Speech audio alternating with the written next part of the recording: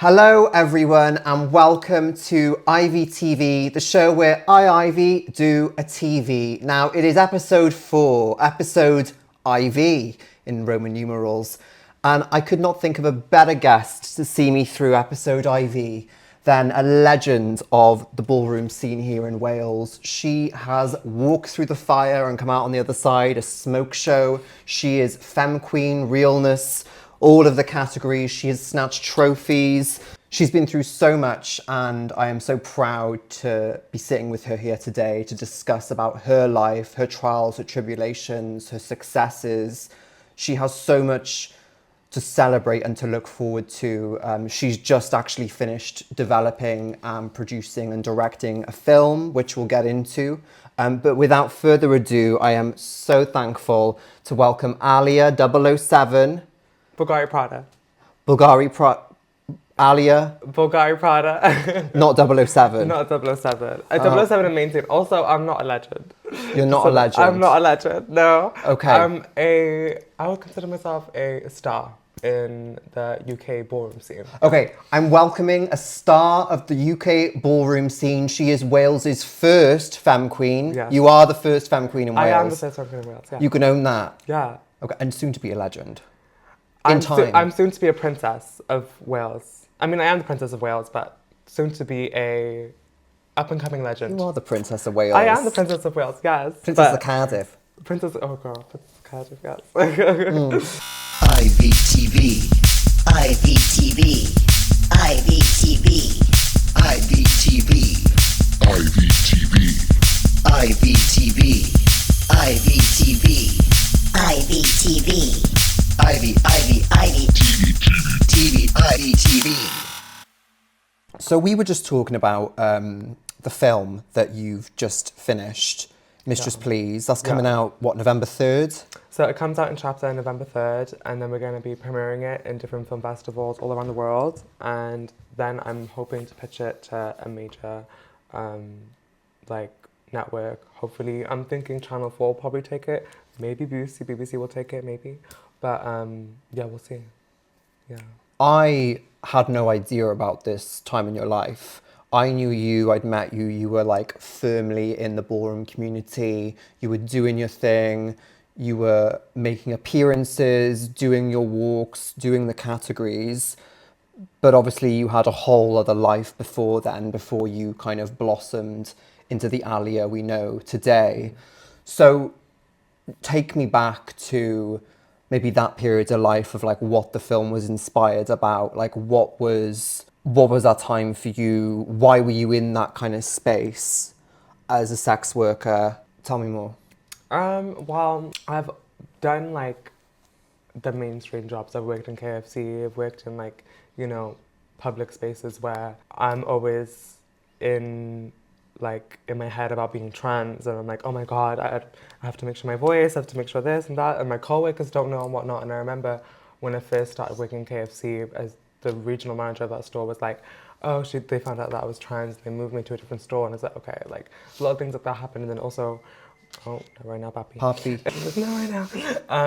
And then also, there'll be instances with customers where they'll clock my tea and they'll be like, oh my God, it's a man, and going from that to finding out about online sex work, like being a mistress, and how men would worship me versus me being in the public and being like discriminated against for being trans. And then I'm online doing sex work, and people are like, you're a goddess, I love trans women, and really praising me for my body and like, my autonomy as well. And it's like I was being picked apart from that when I was doing like, mainstream work. And it's like, okay, I made me feel comfortable doing that, and it was liberating doing it. No tea, no shade. Like I had fun. Like I made so much money, and but it kind of consumed me at one point where I was just, all I was thinking about was camming all the time, and just I would not hang out with friends just to cam. And it's like, okay, I can't be this person all the time. And also, it does kind of, I don't know, make you see men in a certain way as well, because interacting with men who are married, who have girlfriends, You know what I mean? And yeah, I would feel bad on them as well, you know, knowing that these men are like blatantly lying to their wives about what they're doing. And I'm their little dirty secret. And that kind of made me feel a certain type of way about myself. And I was like, okay, I can't put all these things on myself. And I don't want to stay in sex work forever, because I felt as though if I went deeper into it, I would probably switch into porn, probably, you know, seeing the amount of money the girls make, and I didn't really want that to be associated with my legacy forever. So I guess when I found out about this and about how discreet it was, I was like, okay, I can do this and no one will know. But now I've made a film about it, so everyone's gonna know. But it also is I feel like that this kind of film is needed in this kind of time, because people are blaming so much on trans women, but at the same time they're sexualizing us so much. And I feel like that needs to be shown. And in this film, I'm sexualizing myself, but not to the point where I'm taking off my clothes and like, you know, fully showing myself online. Because I would go as far as showing like, you know, my Body. body, my sheeness, The body. and the girls, the boys were gagged, and that's like, you know, but they were pay for that. Yeah, of course. Maybe. I think they still would pay you. Oh yeah, but I feel like I'm kind of I've outgrown that now. Of course. And filmmaking is something that I'm really, really passionate about, and like seeing my story come to life is so incredible, because I initially had a different film that I wanted to do, which is about like an experience with a guy that I had in a club. But because that was such a, we had 6 main actors, and we applied for a budget, and we didn't get that budget, but we got a smaller budget. So we're like, okay, I have a couple different stories, like, you know, visions that I've written out but haven't really finished. So I was like, I have this one, and then someone found out in my producer's work, because she works in University of Baspa, and the University of Baspa is the people that gave us the 6K camera, the funding, and so thank you to the University of Baspa, because they were really helpful. And someone found out about the film being a sex worker film, and they were like, yes, they wanted it, and they were like, yes, we need it. And I was like, okay, I can't believe they're so enthusiastic about it. But I'm very, very lucky to have the producer that I have, Sophie. I met her on set of Lost Boys and Fairies. Okay. Oh, yeah. Yeah, I was doing background dancing for I that. haven't seen that. Have you not? I've not seen it. Oh, No. it's like a 3-part episode. Was that the Russell T Davis? What's that again? Russell T Davis, is that him? Russell T Davis. It was him. It was him, yeah. Okay. Yeah, I was on set dancing, and I went up to one of the producers, and I was like, you know, I'm a writer too, like, can you get me in touch with someone? And she was there, and I told her about my theatre work that I've been doing with Asian Persuasion, and my own theatre work as well. So she was like really interested in my visions, and yeah, I'm very lucky to have her in my life, and I'm very lucky to have a short film that I can build on, because there's so much more to the trans experience than sex work, and that was just a part of my life that I think I needed to go through, because I wasn't really confident in myself as a trans woman. I was living in like an all-girls hostel, and I was being picked apart for my biology and my femininity. And I think going through that made me realize that I am feminine, I am beautiful, and I am a goddess in my own way, you know? And regardless of how the government or the people around us try to call us, we can, you know we're praised for it. Even though it is in a sexual way, which is a bit controversial, but like, at least we're getting that, you know what I mean, from somewhere. You're owning yourself, and you're having ownership over yourself. And, you know, I can imagine, even though you went through that period of, you know, doing the sex work, whatever, there is a certain safety in that, and a certain, I suppose, freedom that you find in that, of you kind of working things out with yourself. And so I can imagine why it would be such a comfort to be in that space, and maybe why you would turn to it, because you're feeling that validation, and you're feeling that kind of like acknowledgement of who you are. Though, again, it's like now you're being so much more open in terms of your direction. You're saying, I want to do something meaningful. I want to open this up to other trans people who might be even questioning or whatever. They get to see you, they get to see your story. Maybe they've had similar stories. I mean, sex work kind of is a bit of like a stereotype within the trans experience of a lot of girls having gone through that kind of experience. And you're showing that and you're shining a light on it. And of course, there's so much more to it than just that and the being objectified and what have you. And you're doing that, and there's time for that. You're 25, like you've got so many more projects that I'm sure you're going to accomplish and launch. Yeah. And it's inspiring to hear you speaking as a woman who's in business, and you're a woman who has gifts and has talents. And it sounds like you found the people around you who can help nurture that, and the partnerships that you found in your producer, in the team that you have that you're working with, for them to uplift you. That's very important right now. Yeah. And we need that support from people who are outside the community as well to help us realize these things. Yeah. You know, I'm sure the people that you're working with aren't trans, but Yeah, I mean, like, I would be in rooms, I remember every single room I would walk into, especially with, like, producer or, like, writing, when it would come to, like, you know, making the film, I would be like, okay, can there at least be a person of colour in this room, or a woman, or I'm not even aiming for trans, because I know that's not going to happen. And every single time it would always be a man who's straight and white and married, and it's like, I love the fact that I'm in this room, but seeing myself last in this room beyond this project is like hard to see, because everywhere I go is always like a straight cis white man on top of the game, you know what I mean? So it's like, okay, I'm so grateful that you're allowing this to pass, but how long are you gonna allow us to pass? But you're making a difference by being in that room. And I mean, you know, that's the thing, at least you're now in that room, and then hopefully then change will come where you won't be the only one anymore, and there'll be other girls, other boys, whatever. I hope. Yeah. That would be amazing. Be able to tell their stories. Yeah. The trans experience is like an experience, heavy. And It it needs to be like mirrored back to the public and put back to like the world to see. You've always been very vocal, and I think you've never really shied away from showing your vulnerability, because I think you've got different levels, where I think on one level you have Alia Ballroom walking, that persona that you lean into, the kind of superstar that you are. And then you have like also this incredible amount of vulnerability and honesty. And I think when people actually get to know you and speak with you, it's like, oh my God, you're so sweet, you're so kind, you're so soft, and you are very, how we met was you being very honest and open. I was like, this thing doing red wear, you did, and I was like, okay, work. Like, I remember, like. But you were at the Lone Worlds event, and you spoke about your past, you spoke about where you come from, and, you know, you're an immigrant, you have family. Is it from Pakistan? I'm not an immigrant. I was born here, but my parents are immigrants. Yeah. Right. Yeah. So they were heavily religious. Very heavily religious. Yeah.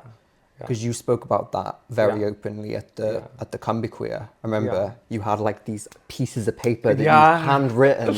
Yeah, I was like, not on the phone, handwritten. Yeah, I think I did a poem about growing up as a queer Muslim child who didn't see like a future for myself, and using religion also to like, you know, help me see myself and figure myself out. And then I realized that, you know, my parents have guarded me from a world that I never even understood or was allowed to understand. And once I got into care, I was able to transition, and yeah, it was a journey, but, you know, I made it through. How would you make sense of that? Like, because I feel like you must have been for so much of your life, like in survival mode. Yeah. Of like, I don't have the time to feel at ease, to feel safe. But you probably also, that's what you're yearning for, is for that feeling of peace. Yeah. And it sounds like you found that peace through this, and through being you, and through finding your femininity. Yeah, honestly, you know? like, I think my femininity is, like, where I feel at home, and, like, doing my hair and makeup, and, like, just expressing myself. And to me, I feel like I know that I blend, and I know that I, like, pass in, like, you know, mainstream society, but for me, doing this isn't to pass, it's to feel affirmed in my gender. And that's like, you know, what all of us girls want to feel, you know, whenever we, you know, get ourselves together or get ready. We just want to feel affirmed and like know that we can live authentically and not have anyone clock us or judge us for living authentically, you know. Who's affirming Alia? Who's the people in your life that are affirming you, that build you up, that lift you up? My Bulgari-Prada family and also my trans sisters. And yeah, like the people who are close to me, I feel like, yeah. And also I do feel that I like to dissociate into this world of fantasy, I guess. And like, I do like, so when I'm like stoned, right?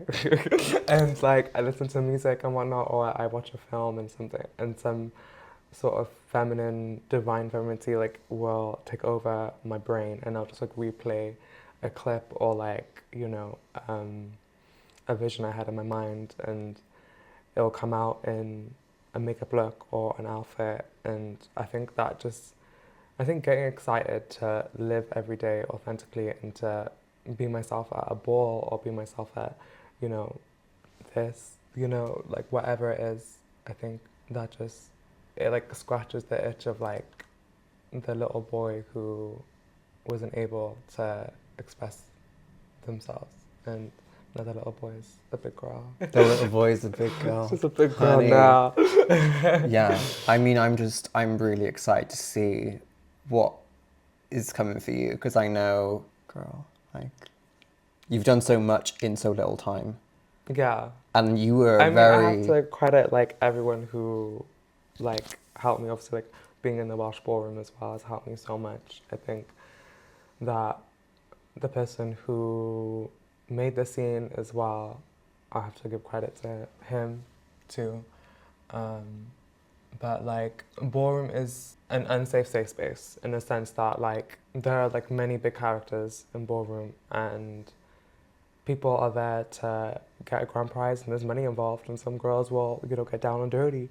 And it's the people who you're around that make it safe. And sometimes if you don't judge those people correctly, it becomes unsafe in your space too. So I think the Welsh Ballroom community went through a lot of changes, especially in my last like 2 years. And it's kind of crazy because it was kind of like I thought I found like, you know, another family, and then it all kind of blew up.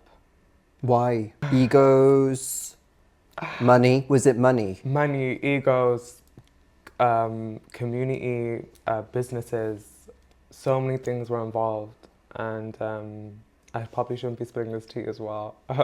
But it got bigger, because I think the thing is, it's like, because it exploded. I mean, Welsh Ballroom Community, for those who know, it really became a part of like the mainstream in Cardiff. Like you were opening businesses. I mean, you've just opened the new Sephora. Yeah. And it's take me to, I mean, you're talking about the competitive nature of ballroom. Do you have any like stories that stand out, or like things where you're like, fucking hell, that was like savage?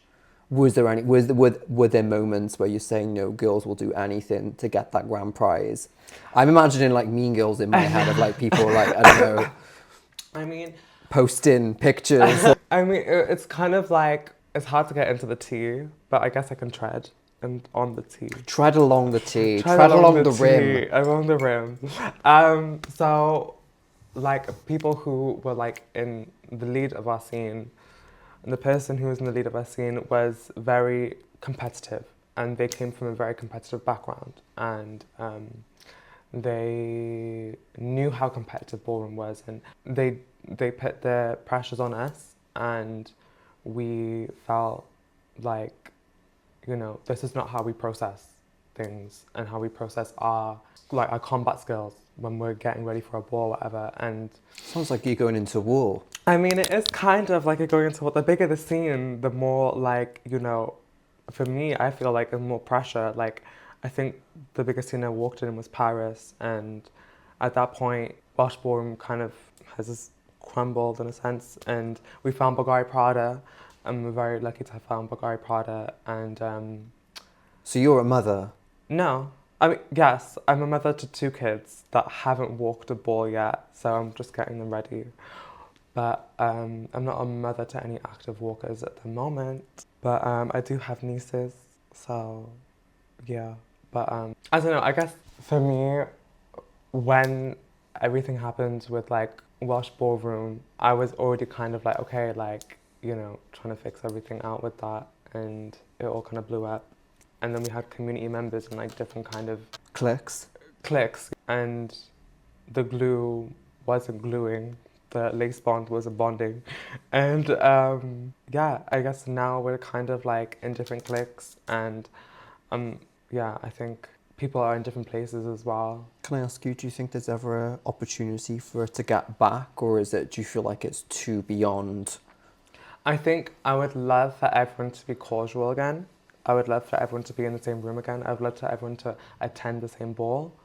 Even though, like, I'm not gonna lie, last ball that happened, like, I didn't attend it because of community drama, and I just feel like that is just, it's just so petty, because ballroom is supposed to bring us together, especially here in Wales. We always said that it was like community based, and now it's like kind of, and I do also feel responsible for it because I could have put more time and energy and effort into it. But I did have a bit of a, I guess, like a breakdown myself. I was like being overworked. I was like working in the Queer Emporium, loved the Queer Emporium, down, like, you know, they helped me through everything as well.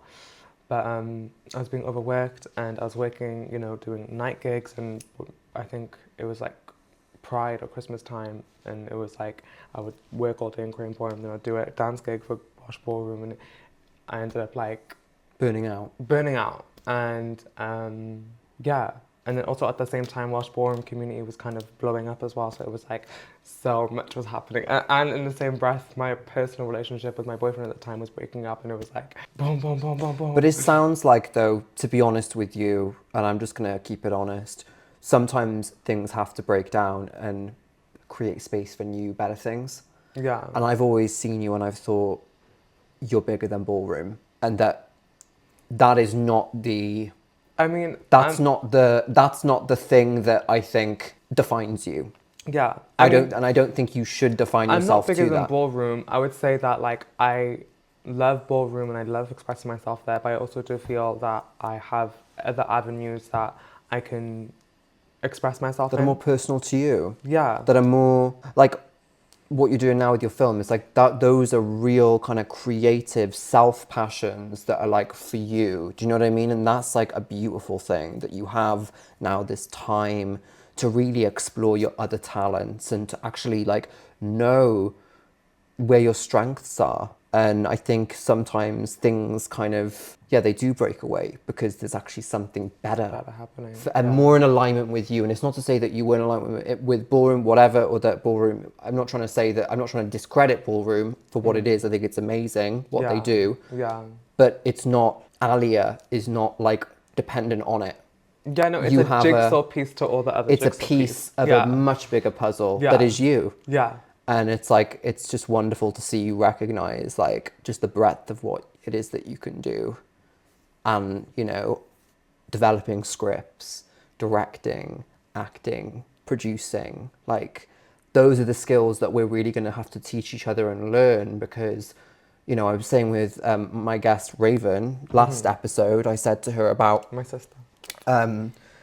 basically trans people, we don't necessarily have a lot of the skills or qualifications or the encouragement to be learning. And so it's so vital that we do take a hold of any opportunities and that we also make our own opportunities. You went to that producer and you said, hey, I've got something that I think you should look into.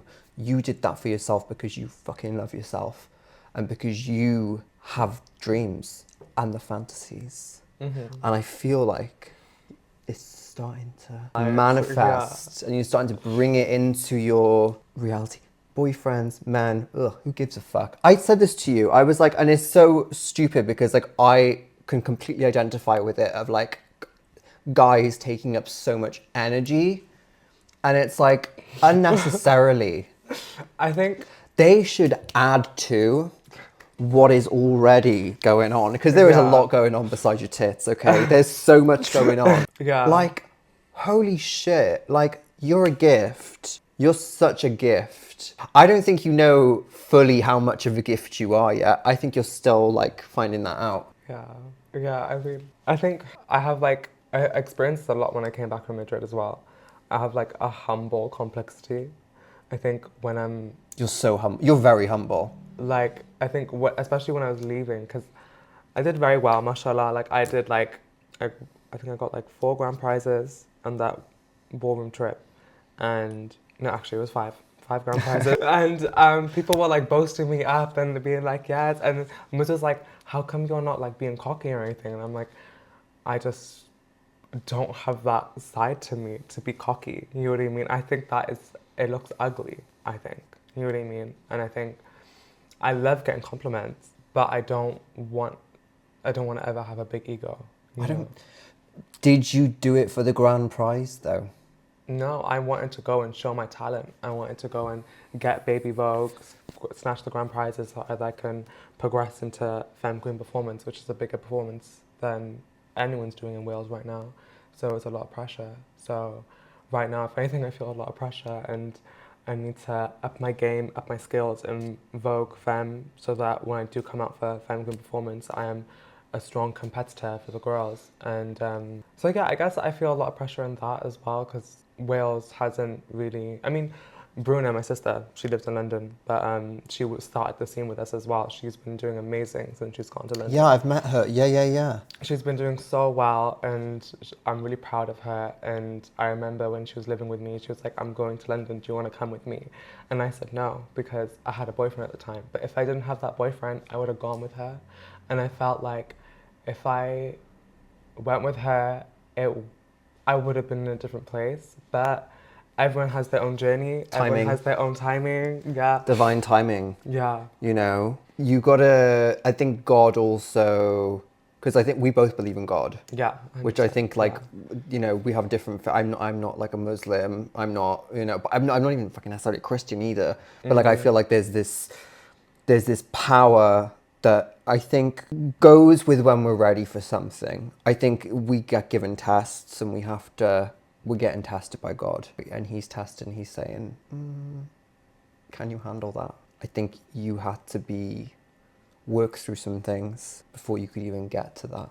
Mm-hmm. So him holding you back and saying, actually, no, like, the boyfriend kind of was like, in a way, God doing that thing of like holding. I mean, if I went to London, I probably wouldn't be able to do my short film and build up the legacy that is the Welsh Ballroom scene, regardless of the community. Like, you stayed for the right reasons ultimately, because it's where you are now. It's like you're here now because of the choices you've made. Yeah. But it's just trust. Would you go to London again? Are you feeling that itch? Are you kind of... A little bit. I mean, I feel like Cardiff is an amazing city and I love being here, but in the same breath, I feel like the city is a bit small for me. Mm-hmm. Yeah. And I do feel like I think there's so many beautiful girls here. Mm-hmm. I think I'm like a big fish swimming in a small pond. You are. You know what I mean? And I do know that it's scary to move and go away, but yeah, I feel like right now I'm cooking, my film's coming out, and I'm working on my second project, and yeah. I think it's about work smarter, not harder. Don't try and force something. I think lay the foundation. Yeah. Lay the foundation, build the projects, the careers. This film is going to lead to another film and another film and another film. I mean, my dream is to be in like mainstream, like, and be acting in major films. So. But you don't, but that's happened. Yeah, I mean, my building blocks are there. So no, but it's already happening. Yeah. You're manifesting it. Yeah. It's coming to you. Mm-hmm. Every day. Yeah. Every day. You're growing, you're learning, you're fucking preparing yourself for when that dream comes true. Because it will. It will. And it already has. It already has, because you are fucking who you are and you're fucking crazy. And you are mad. You are like, you're not like a, you know, but that's what we need, that. Yeah. And I don't know. I just think I'm excited to see. I keep saying it, I'm just excited to see where you go. And then you get to look back then. And I hope you do look back and you do reflect and you're like, oh my God, like all of that I've been through to be where I am now. And even now, as you sit here, having come through so much to be here now, like, you should be so fucking proud of yourself. I mean, I haven't done it alone. I'm not gonna lie. Like Muz and Teo and also Bruno, they all have helped me so much. That's why I've got them like tattooed. Muz is here. Amazing. And Teo's over here, T. I love that. And then Bruno's over here with the B. I love that. And they all helped me at a time where I was like, MTB. You know, literally, I have MTB. like, I have their name tattooed because it was like, you know, they really do mean a lot to me, and like, they are my family. Could you put me? Where can you put me? I can put an I like the back of my neck. Oh my god, yeah, I'll take that. I'll take that. Because I do The need to spinal get more cord. names. That's the shade. But yeah, they've helped me so much in these past couple of years to like recognize that I am loved and that I am seen, and no matter what I do, like, they see me as a woman that I, you know, present to be, and they love me for it. Let me ask you, like, what is, when you die, what do you want to be remembered for? Like, when you leave this earth, when you move on to, you know, whatever the fuck is going to happen after this life, what, like, how do you want to be Alia remembered by people? Liberation. Just liberating people to be themselves and do what they want, and to see the world in different ways and perspectives. And yeah. Right, we're going to have to start getting into some of the fucking segments, because we could be just talking for hours and it would just be easy and it'd go like that. I spilled a lot of tea as You well. you so spilled the tea. let me watch this before you. That was going to happen. Listen. When the Welsh Ballroom Community went like all blackout on their Instagram, what did you think? And it was like that for so long as well. I didn't notice. You didn't notice? I'm self-absorbed. Same. I don't, to be honest with you, I don't really tune into all the fucking social media nonsense. It's ironic because my last job for the last year at ITV was literally social media, and it's what I'm doing now. So I kind of am more in tune with things now. I heard hearsay, I heard gossip. Gossip. But here's the thing with gossip. You have to, you cannot trust gossip, because what one person says is going to be passed through so many different things. So unless I hear it from the source, I can't trust that that's true completely.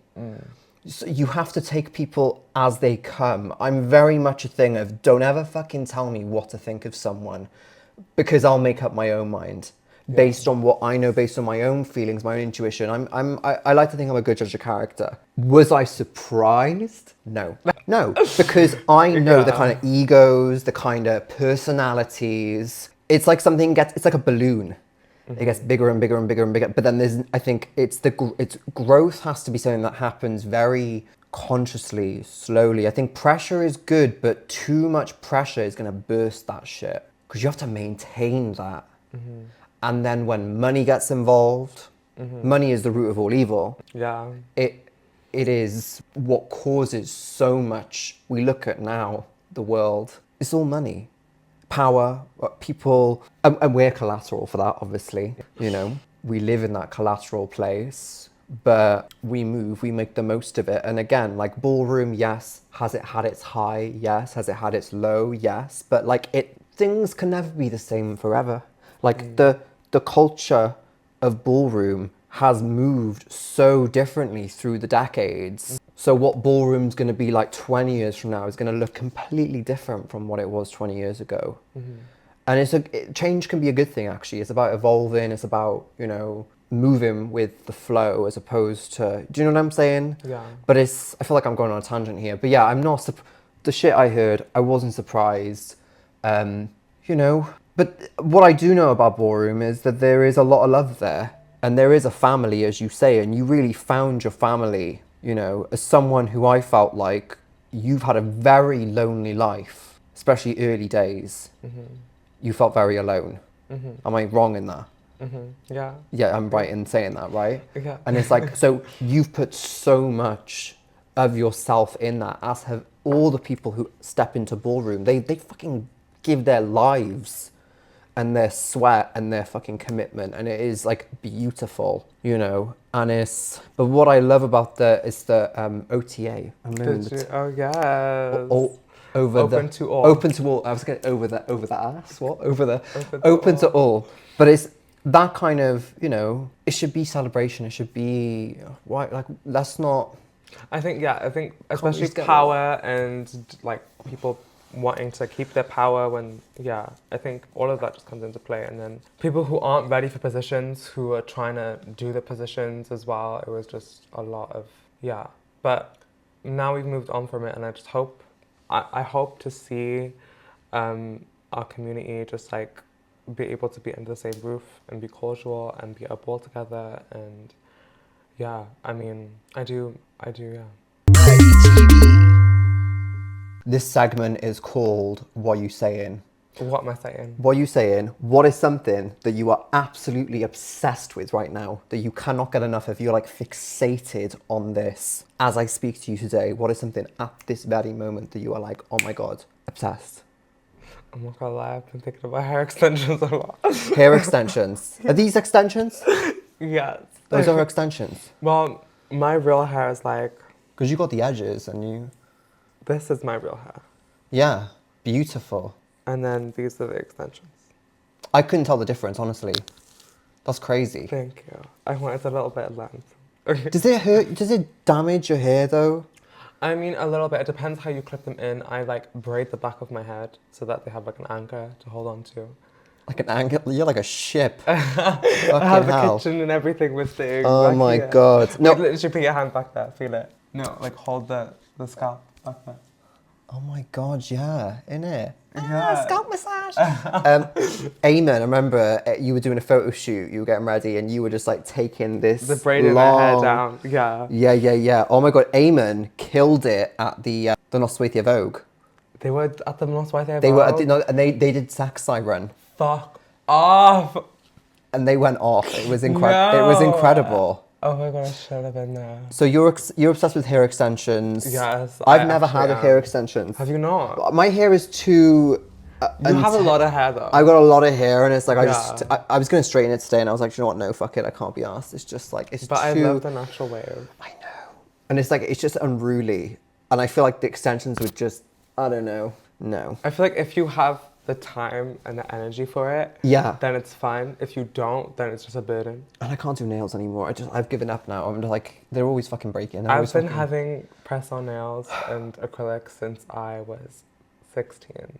As Oh my soon as God. I was in care and I was allowed to dress feminine, did it straight away.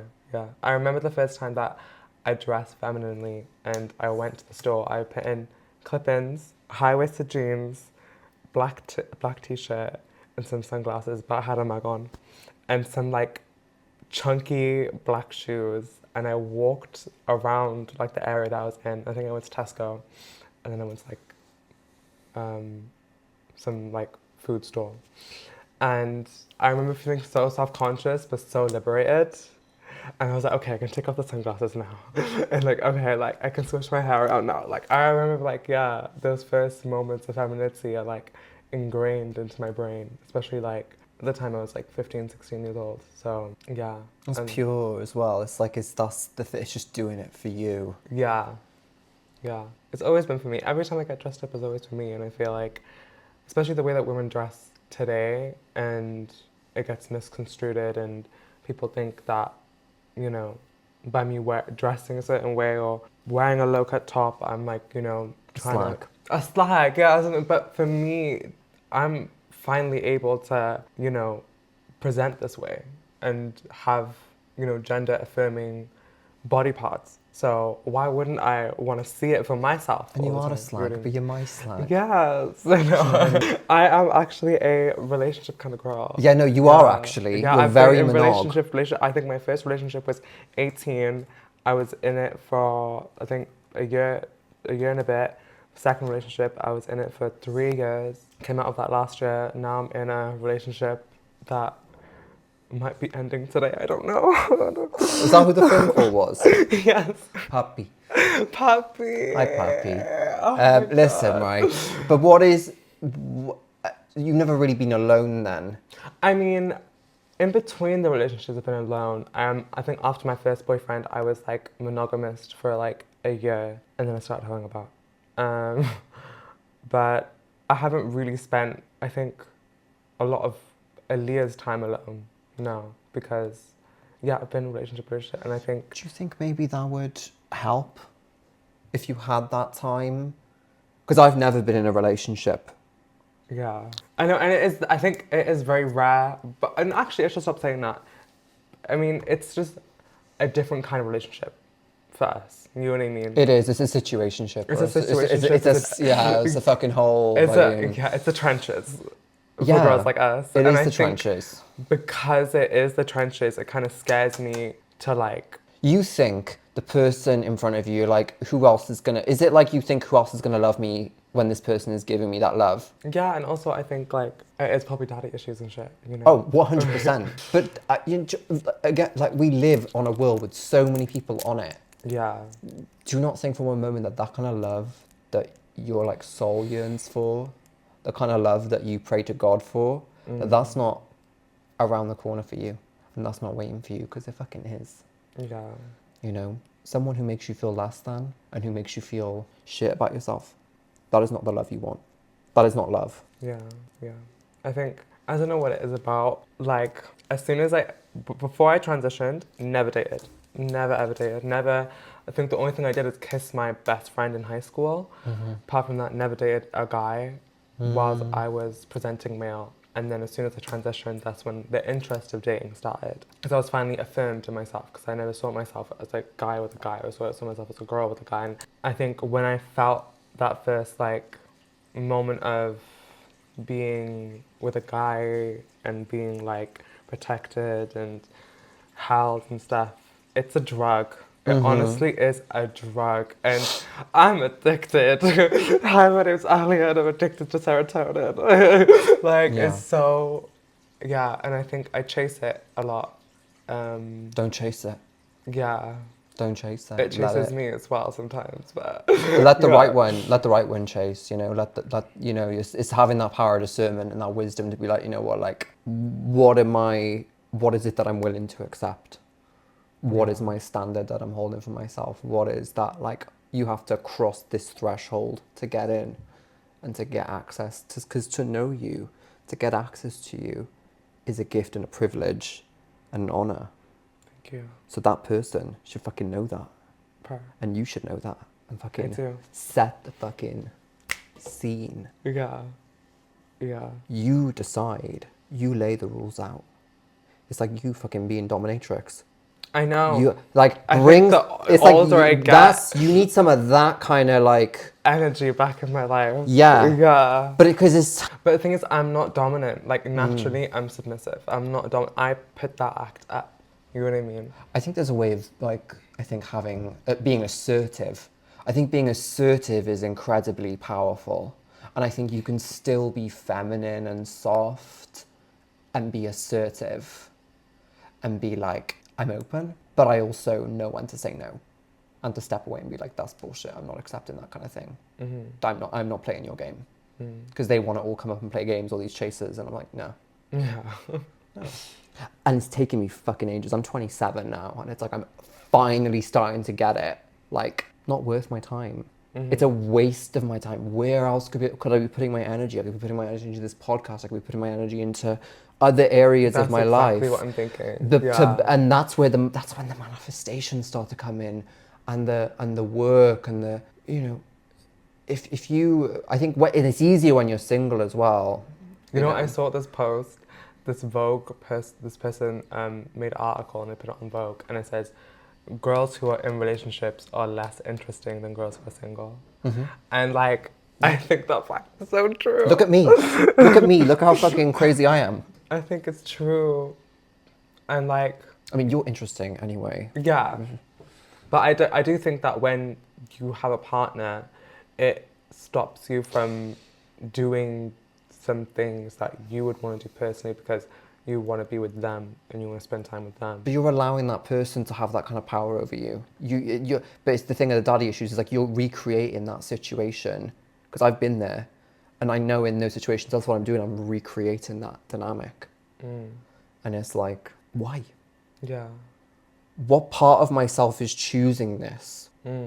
It's the wounded part of myself. It's the part of myself that is like feels like I'm never enough. Yeah. That feels abandoned, that feels, you know? Yeah. You are enough. Yeah. I mean, I'm not gonna lie. When I am single, I do feel like a power of Yes. like independence and like being that bit Clear. Yeah.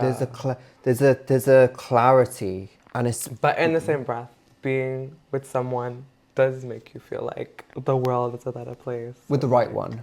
With the right one. Because that honeymoon, that'll fucking end quickly. Yeah. You know, and it's also, I think for me, I've definitely been in situations as a woman, maybe as a trans woman, but I've made myself smaller, or I've diminished myself to fit what I think that it is that they want or that they desire. Or I've definitely like, I think it's called like fawning, where you kind of, yeah, fawning, where you make yourself like very small for someone else. Yeah. And you stuff away parts of yourself that you feel like aren't attractive, or like, you know, you don't want to speak up for yourself because otherwise you're afraid of rejection or whatever. It's all just so you aren't like, it's my fear. I've got like a fear of rejection. So it's like I kind of like reconstruct myself in a way that I think is going to be palatable for them. But what I'm actually doing is not being authentic to myself, because a person who loves me and a person who wants me should be able to accept all of me in my wholeness. And the whole. And the whole. Yeah. The whole comes last, though. The whole comes last, yeah. The whole comes last. Like, I don't even... For me, what I want is a friend now. Yeah. That, for me, is, like, my main thing. Someone I can grow with. Maybe the spiritual. That'd be great. But men don't live a very spiritual life. No. But it's the same men who are on this website. Webcams, yeah. That are paying. Do you for think girls. they're not men of God? They're not spiritual? Well, they might identify, they might go to church on a Sunday. Oh, yeah. But like, they're not spiritually in touch with themselves. They're like, you know, they're like, they've severed themselves in different pieces. It's weird. It's like, they're not in that wholeness. Like you and I are. We're like completely. I think Do like... you know what I'm saying? Yeah, I think not all men, you know, are No. the same. But I feel like the majority are just... Are fucked. And I don't know why I date them. I don't know why we date them. It's a curse. It is a curse. It is a curse. It's so fucked. This section is called Poison Ivy. Ooh. Tell me about a time in your life where you were in a toxic situation. There might have been a toxic person. You went through that. Yeah. But there was a lesson in it. There was something that helped you grow through that situation and helped you grow and become better from that toxic place. I would say my first ever toxic situation was my parents. Learning that their views and their judgment of me isn't all that I need to make myself of, and having their approval isn't really what I need, because they try to, you know, kill the person that they try to kill me when, you know, I express myself as a woman. And I think, yeah, it's still toxic till today, you know, because things go on with like my biological family that I still don't know about, and it's all because of my expression. And I think learning that my peace and my expression is my own sanctuary, and if it's something that, it's so simple as well, it's so like, you know, just the appearance of someone has changed and they are still in a toxic mental state about it. And I think religion and culture is muddled for them because of, let's be honest, colonialism. But yeah, I think I'm still learning to detach myself from that as well today. How do you make peace with that? With not having that part of your life anymore? I'm still making peace with it. I'm still learning to make peace with it. I think I gave the idea of a mother to so many people, and now when I am around like actual parents, like I always feel so like imposter syndrome, or just like hyper aware of myself, and because I've never seen myself as like being a daughter to a mother, my actual mother, because of all the stuff that's happened. So whenever I do see with that relationship, I'm kind of like, okay, that's not really part of my world, because I've been like without my parents since I was 16, and I've been living by myself since I was 19, and that's not really something that's in my like Rolodex of life, you know. So it is very much like when I do see it, it's very alien to me, and the whole concept and idea of having a parent and having a mum and dad is so alien to me now. And yeah, I mean, having siblings, like that's like, you know, I have my ballroom siblings, I have my blood siblings that don't talk to me anymore. So I guess I just feel like, yeah, that first ever toxic relationship has spilled into everything else, you know? Yeah. Is this therapy? So yeah, that'd be 60 quid. Do you want that for yourself? Do you kind of like see like parents with kids and you see like a mum and her daughter and you're like, I wish I had that. Yeah, I do kind of get jealous and wish that I experienced that kind of experience. But I can't forever mope and be sad about it, you know, because everyone's dealt with different cards. Maybe, you know, their life isn't as green as I think it is, you know. It's, I don't know. I definitely can identify with the whole like mother-daughter thing for different reasons. But like, you know, I think, yeah, on a bad day, maybe I do feel jealous. But I think on a good day, I look and I'm like, I'm glad they have that. Yeah. You know? Yeah, it's nice to see it. It's beautiful. Yeah. That there are families that are whole and, you know, family's a big thing. I don't think it's everything. Mm-hmm. I think family you can create. And I think also I've been learning, I think the last couple of years, mothering myself, you know, for the areas where I feel like I'm lacking, you know, it's like, where can I step in where I feel like I haven't had emotional nourishment or support and be that for myself and soothe myself and hold myself and like be kind to myself and like allow myself to feel things and to go through it like that, giving myself that kind of grace, you know. I think I'm very good at, you know, having the disciplinarian beat myself up, you know, but the softer, the more kind of like nurturer, that is something that I think I'm starting to excavate out of myself now as I get older, and it's beautiful for me to have that kind of relationship with myself now where I feel like I'm actually becoming my best friend. Yeah. And that is something that I know everyone can have access to, because I have times in my life now where I'm alone and I do feel like this sense of like, I've got you, like I've got myself, and that's like, that makes me feel good. It doesn't mean, you know, I should live life completely alone.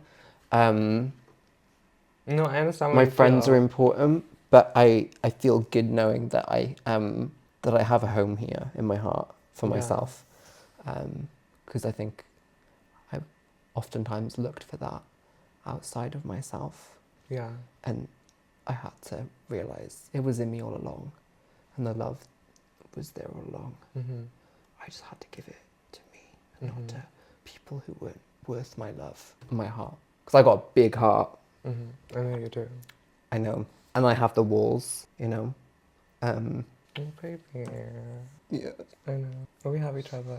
We do, and it's, I think there's, like you, I'm sure you wouldn't change anything. I wouldn't, because I feel like that would be turning away from who I am now and all I've been through, and I can't change any of that. So I have to feel I deserve that peace for myself, to be like, you're okay, you know. You're looked after. Today, You're seen, yeah. You're loved. Because you are. But, and it's just like, I just don't think I believed it for a very long time. I think I got a bit lost. We all get lost in the sauce. I know, that's what I call it. It's crazy that you say lost in the sauce, because I literally use that term. And then I heard you say it the other day, and I was like, oh my God, lost in the sauce. Yeah, literally, that's what it is, you know? Yeah. And, but it's the knowing my gifts. Like, what are my gifts? Like, what do I have? I have so much. I have so much I'm thankful for. I have so much I want to live for, you know? There's so... Oh my God. Sister. And so do you. We all do. We all have so much to like bring us through, to keep us going, you know? It's hard to live this life. But So hard sometimes. the girls have done it before us, and they've lived their lives in harder Yeah. times than us, you know, and Exactly. we're standing on their shoulders. I think social media makes it feel harder. Mm. Like, I think that whole shit makes it feel more like, oh my God. That's why I don't want to be tuned into it all the time, because it just is like fucking chaos and I can't. Oh my God, sorry. I got emotional. Shit, I don't know. Like, that was just You like. on 6 pumps of estrogen, sister. Yeah, I think it was 7 today. It was 7 today. 7 deadly pumps. You're gonna like let some of that estrogen out. But anyway, like, I want to talk to you about what was the next segment? Oh my God, I literally forget my own fucking. You did segments, poison yeah. ivy. Oh, my next segment. I just need a moment. I just need to have a moment. Hang on. Love you. I love you too. Like, I actually do. I really love you. Like, And I saw you as soon as I saw you. I was like, this is gonna be my sister. yeah. I like can't wait for her to join, like, you know, the girls and be another one of the dolls, living. Yeah, because free. but I wasn't a doll when I met you. No, you were a non-binary fantasy. But I was like, no, this is my sister. And she's coming. But you know what's funny is, you recognize me, I recognize Raven, and it's like the chain. Weird. Raven is such a light.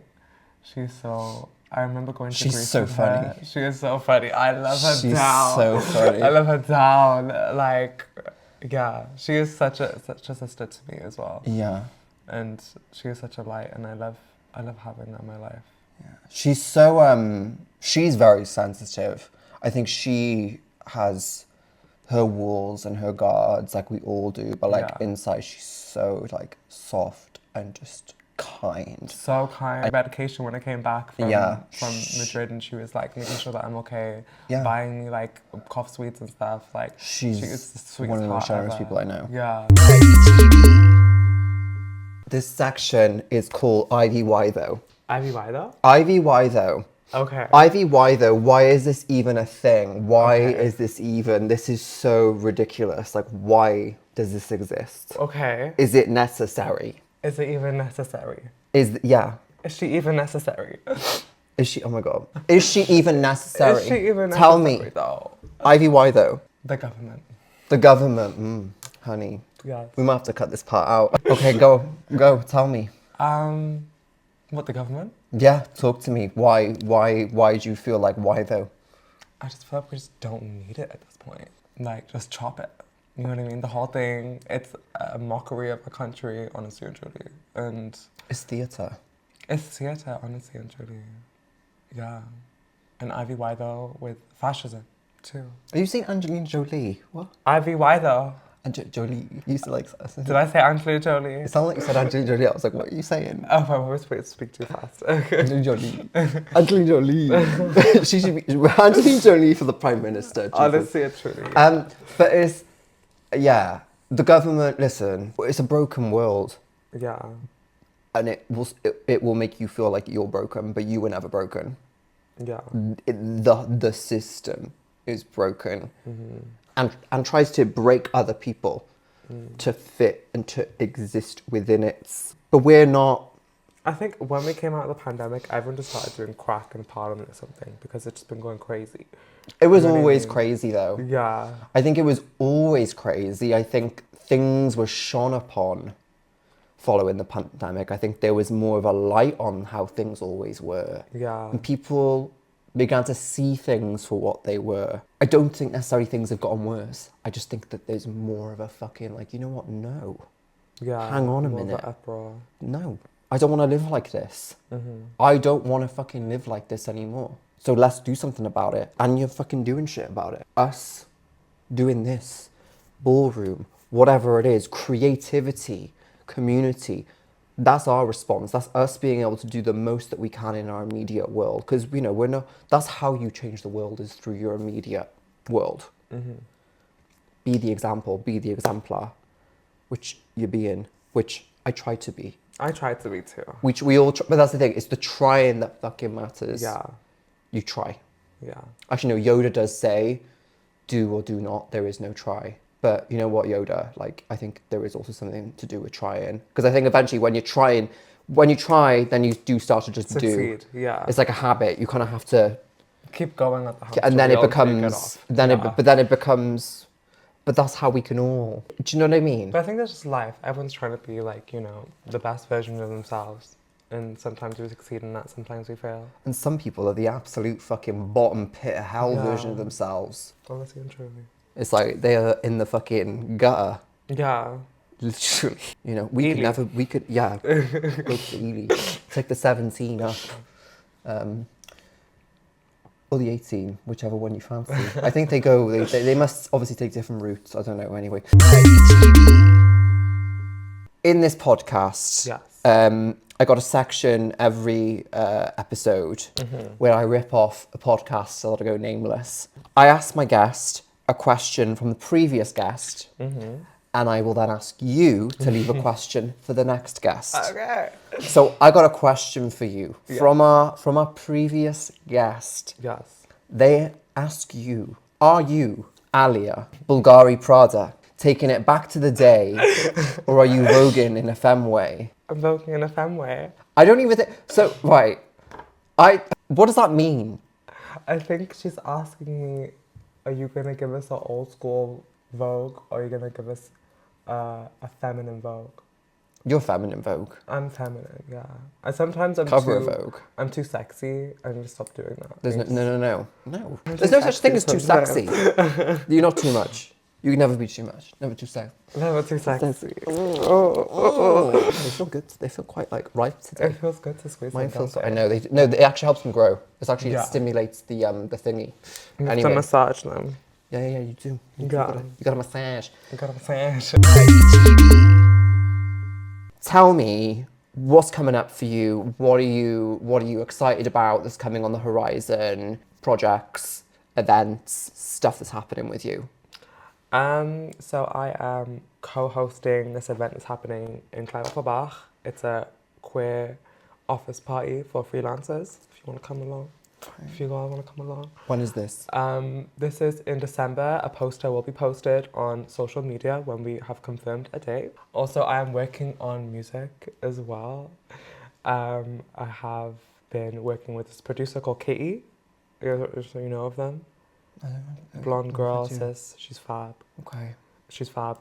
She's been helping me make a track, and yeah, I'm excited to pursue music as well, see where that takes me. And then I'm also writing my second film, which is about being in care as a young little tea girl.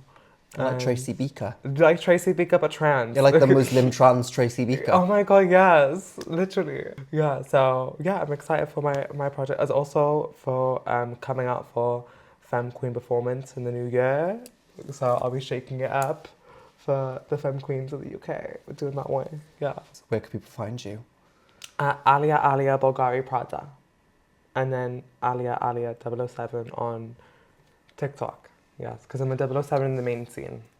Okay, got Yes. you. So you got different iterations. There's different scenes. So Kiki scene is like for the kids, and the main scene is like for the adults, and where people spend the money and take their time, and it's a lot of more a risk in the main scene, and a lot more higher standard in the main scene versus in the Kiki scene.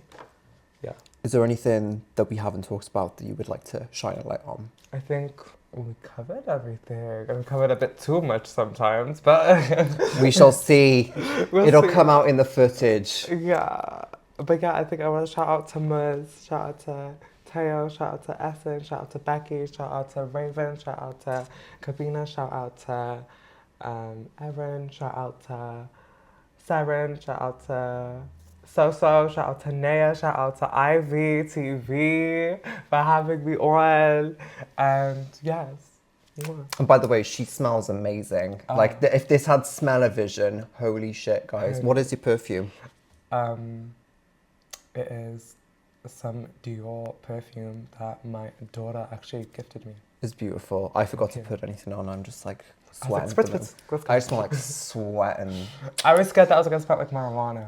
No, No. not at all. No. Okay, I what? didn't get any of the ganj. Thank you so much, Alia, for coming on today's podcast. You can find Alia anywhere on social media, and I'm sure she's going to continue to do amazing things. This has been IVTV. Thank you guys so much for staying tuned and listening in. I will see you when I see you. IVTV. IVTV.